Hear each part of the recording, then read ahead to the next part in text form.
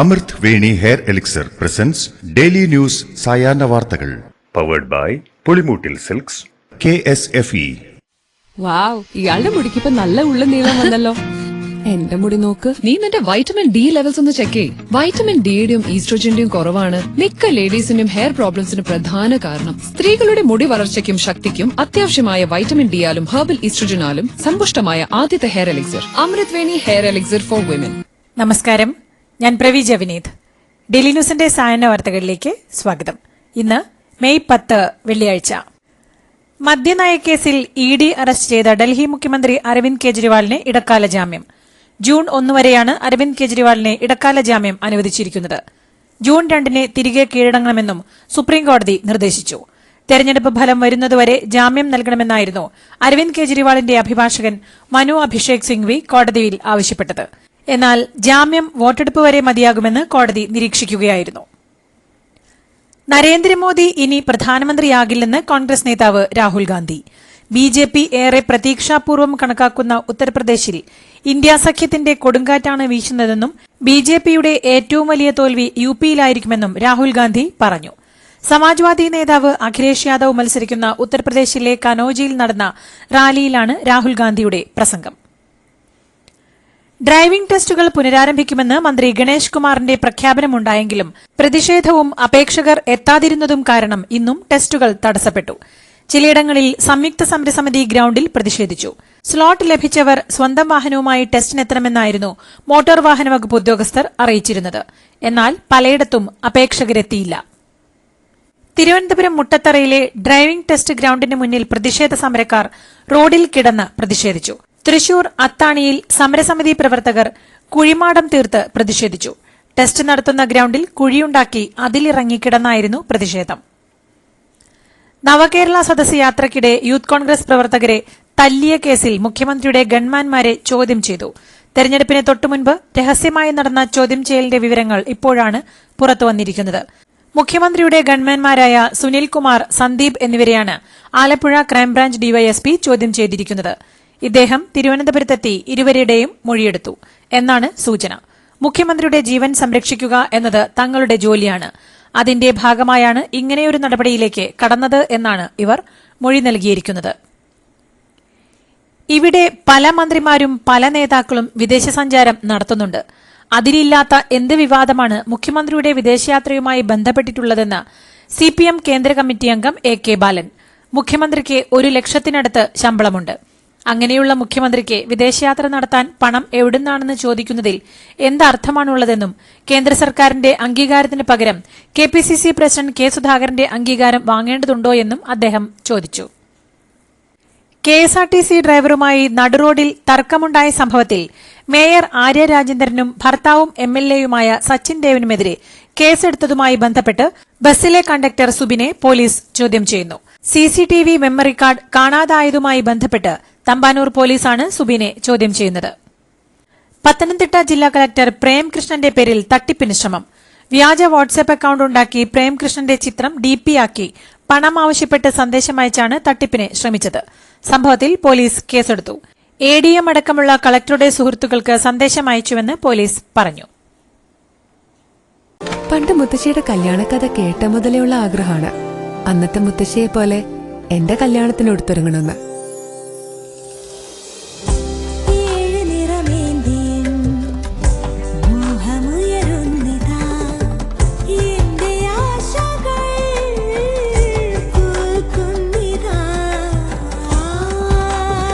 ചില ബന്ധങ്ങൾ തുടർന്നുകൊണ്ടേയിരിക്കും.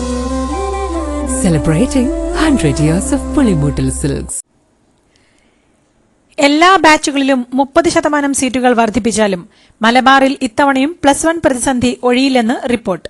മലപ്പുറത്തും പാലക്കാടും കോഴിക്കോടുമായിരിക്കും കൂടുതൽ കുട്ടികൾ പുറത്തിരിക്കേണ്ടി വരിക. അതേസമയം തെക്കൻ ജില്ലകളിൽ ആവശ്യത്തിലധികം ബാച്ചുകൾ ഉണ്ടാകുമെന്നാണ് കണക്കുകൾ നൽകുന്ന സൂചന. മലപ്പുറം എന്ന് പറഞ്ഞ് വികാരമുണ്ടാക്കരുതെന്ന വിദ്യാഭ്യാസ മന്ത്രി V ശിവൻകുട്ടിയുടെ പരാമർശത്തിനെതിരെ SKSSF നേതാവ് സത്താർ പന്തല്ലൂർ. വലിയ അക്കങ്ങൾ പറയാൻ മന്ത്രിക്ക് അറിയാത്തതുകൊണ്ടാണ് മലപ്പുറത്തെ സീറ്റിന്റെ കുറവ് ചെറിയ വ്യത്യാസമായി തോന്നുന്നതെന്ന് അദ്ദേഹം വിമർശിച്ചു. വായടപ്പിക്കാനല്ല, കലാലയത്തിന്റെ വാതിൽ തുറക്കാനാണ് തയ്യാറാവേണ്ടത്. പഠിച്ച് പരീക്ഷ എഴുതി വിജയിച്ച കുട്ടികൾക്ക് ഉപരിപഠനത്തിന് സൌകര്യം വേണം. അത് അവകാശമാണെന്നും അദ്ദേഹം വ്യക്തമാക്കി. ജോലിക്കിടെ ഡ്രൈവറെ മർദ്ദിച്ചതിൽ പ്രതിഷേധിച്ച് കൊച്ചി BPCL പാചകവാതക പ്ലാന്റിലെ കരാർ ഡ്രൈവർമാരുടെ പണിമുടക്ക് പിൻവലിച്ചു. ഡ്രൈവറെ മർദ്ദിച്ച CITU കയറ്റിറക്ക് തൊഴിലാളികളെ സംഘടനയിൽ നിന്നും ഏജൻസിയിൽ നിന്നും പുറത്താക്കുമെന്നും ഇവർക്കെതിരെ നിയമ നടപടി സ്വീകരിക്കുമെന്ന ഉറപ്പിലുമാണ് സമരം പിൻവലിച്ചത്. BPCL മാനേജ്മെന്റ്, കരാറുകാർ, ഏജൻസി പ്രതിനിധികൾ എന്നിവർ ഡ്രൈവർമാരുടെ സംഘടനയുമായി ചേർന്ന് നടത്തിയ ചർച്ചയിലാണ് തീരുമാനം. എയർ ഇന്ത്യ എക്സ്പ്രസ് സമരം മൂലം കണ്ണൂർ വിമാനത്താവളത്തിന് 2 ദിവസത്തെ നഷ്ടം 5 കോടിയിലധികം വരുമെന്ന് കണക്ക്. അതോടൊപ്പം 4000-ഓളം പേരുടെ യാത്ര മുടങ്ങിയതായും റിപ്പോർട്ടുണ്ട്.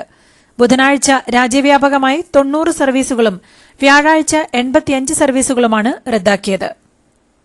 ചക്കുളത്തുകാവ് ക്ഷേത്രത്തിൽ അരളിപ്പൂവ് നിരോധിച്ചു. സ്ത്രീകളുടെ ശബരിമലയെന്ന് പേരുകേട്ട ചക്കുളത്തുകാവ് ക്ഷേത്രത്തിൽ അരളിപ്പൂവ് ഇനി മുതൽ പൂജാതി കർമ്മങ്ങൾക്ക് ഉപയോഗിക്കില്ല. മനുഷ്യരുടെയും മൃഗങ്ങളുടെയും മരണത്തിന് അരളിപ്പൂവ് ഇടയാക്കി എന്ന റിപ്പോർട്ടിന്റെ അടിസ്ഥാനത്തിലാണ് നിരോധനം. നേരത്തെ തിരുവിതാംകൂർ ദേവസ്വവും മലബാർ ദേവസ്വവും അരളിപ്പൂവിനെ പൂജാകർമ്മങ്ങളിൽ നിന്നും പ്രസാദമായി നൽകുന്നതിൽ നിന്നും ഒഴിവാക്കിയിരുന്നു. പാനൂർ സ്വദേശിയായ വിഷ്ണുപ്രിയയെ കൊലപ്പെടുത്തിയ കേസിൽ പ്രതി ശ്യാംജിത്ത് കുറ്റക്കാരനാണെന്ന് കോടതിയുടെ കണ്ടെത്തൽ.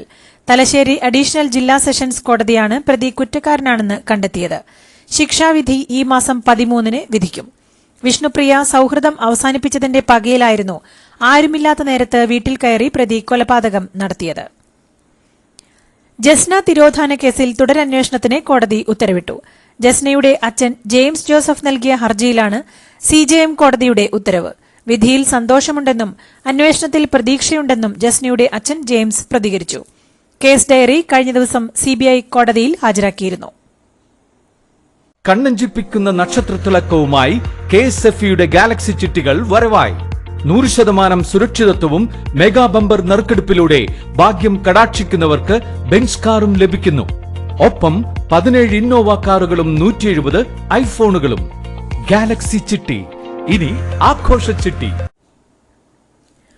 വൈകാരിക ബന്ധമുള്ളതുകൊണ്ടാണ് രാഹുൽ ഗാന്ധി റായ്ബറേലിയിൽ കൂടി മത്സരിക്കുന്നതെന്നും 2 മണ്ഡലങ്ങളിലെയും ജനങ്ങൾക്ക് സ്വീകാര്യമായ തുടർ നിലപാട് രാഹുൽ സ്വീകരിക്കുമെന്നും KC വേണുഗോപാൽ പറഞ്ഞു. എന്നാൽ രാഹുൽ ഗാന്ധി വയനാടിനെ വഞ്ചിച്ചെന്ന പ്രചാരണവുമായി റായ്ബറേലിയിലെ BJP സ്ഥാനാർത്ഥി ദിനേശ് പ്രതാപ് സിംഗ് രംഗത്തെത്തി. വയനാടിനോട് രാഹുൽ ചെയ്ത ചതിക്ക് റായ്ബറേലി മറുപടി പറയുമെന്നും അദ്ദേഹം പറഞ്ഞു. ആന്ധ്രാപ്രദേശിൽ 4% മുസ്ലിം സംവരണം നിലനിൽക്കുമെന്നും ഇത് YSR കോൺഗ്രസ് പാർട്ടിയുടെ അവസാന വാക്കാണെന്നും ആന്ധ്രാപ്രദേശ് മുഖ്യമന്ത്രി YS ജഗൻമോഹൻ റെഡ്ഡി കുർണൂലിൽ ഒരു പൊതുസമ്മേളനത്തെ അഭിസംബോധന ചെയ്തുകൊണ്ട് സംസാരിക്കുകയായിരുന്നു അദ്ദേഹം. ലോക്സഭാ തെരഞ്ഞെടുപ്പിൽ BJPയുടെ സീറ്റ് എണ്ണം 220 കടക്കാൻ പോകുന്നില്ലെന്ന് തെലങ്കാന മുഖ്യമന്ത്രി രേവന്ത് റെഡ്ഡി. അത് തിരിച്ചറിഞ്ഞതിനാലാണ് ഇത്തവണ 400 സീറ്റെന്ന മുദ്രാവാക്യത്തിൽ നിന്ന് മോദി പിന്നോക്കം പോയതെന്നും BJP അധികാരത്തിൽ വന്നാൽ സംവരണ നയം തന്നെ റദ്ദാക്കുമെന്നും രേവന്ത് റെഡ്ഡി വ്യക്തമാക്കി. പ്രജ്വൽ രേവണ്ണയ്ക്കെതിരെ യുവതിയെക്കൊണ്ട് നിർബന്ധിച്ച് പരാതി കൊടുപ്പിക്കാൻ ശ്രമം നടന്നതായി ദേശീയ വനിതാ കമ്മീഷൻ. പോലീസുകാരെന്ന വ്യാജേന എത്തി പരാതി നൽകാൻ നിർബന്ധിക്കുകയും ഭീഷണിപ്പെടുത്തുകയും ചെയ്തെന്നാണ് പരാതി. കർണാടക BJP IT സെൽ മേധാവി പ്രശാന്ത് മക്കനൂർ അറസ്റ്റിൽ. ഇന്നലെ രാത്രിയാണ് പ്രശാന്തിനെ ബാംഗ്ലൂരു പോലീസ് അറസ്റ്റ് ചെയ്തത്. കർണാടക BJPയുടെ എക്സ് ഹാൻഡിലിൽ പോസ്റ്റ് ചെയ്ത മുസ്ലിം വിദ്വേഷ വീഡിയോയ്ക്ക് എതിരായ പരാതിയിലാണ് അറസ്റ്റ്. പാകിസ്ഥാനെ പ്രകോപിപ്പിച്ചാൽ അവർ ഇന്ത്യക്കെതിരെ അണ്വായുധങ്ങൾ ഉപയോഗിച്ചേക്കാമെന്ന് മുതിർന്ന കോൺഗ്രസ് നേതാവ് മണിശങ്കർ അയ്യർ. ഇന്ത്യൻ സർക്കാരിന് വേണമെങ്കിൽ ഇസ്ലാമാബാദിനോട് കടുപ്പത്തിൽ സംസാരിക്കാം, എന്നാൽ അയൽരാജ്യത്തെ ബഹുമാനിക്കാതിരുന്നാൽ വലിയ വില കൊടുക്കേണ്ടിവരുമെന്നും മണിശങ്കർ അയ്യർ പറഞ്ഞു. നാം അവരെ അവഹേളിച്ചാൽ, ഒരു ഭ്രാന്തൻ വന്ന് ഇന്ത്യയ്ക്ക് നേർക്ക് അണുബോംബ് തൊടുക്കാൻ തീരുമാനിച്ചാൽ എന്തു ചെയ്യാനാകുമെന്നാണ് അയ്യർ പറഞ്ഞത്. ഇന്ത്യൻ വംശജനായ വിവേക് രാമസ്വാമിക്കെതിരെ അധിക്ഷേപ പരാമർശവുമായി അമേരിക്കൻ എഴുത്തുകാരി ആൻ കൌൾട്ടർ.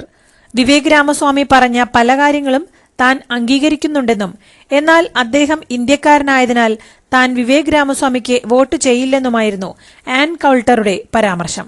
നേരത്തെ വിവേക് രാമസ്വാമി അമേരിക്കൻ പ്രസിഡന്റ് തെരഞ്ഞെടുപ്പിൽ മത്സരിക്കാൻ തീരുമാനിച്ചിരുന്നു, എന്നാൽ പിന്നീട് പിന്മാറിയിരുന്നു. ഇതോടുകൂടി ഇന്നത്തെ ഡെയിലി ന്യൂസ് സായന്ന വാർത്തകൾ സമാപിക്കുന്നു. ഡെയിലി ന്യൂസിനു വേണ്ടി വാർത്തകൾ വായിച്ചത് പ്രവീജ വിനീത്. DailyNewsLive.in വാർത്തകൾ വിരൽ തുമ്പിൽ.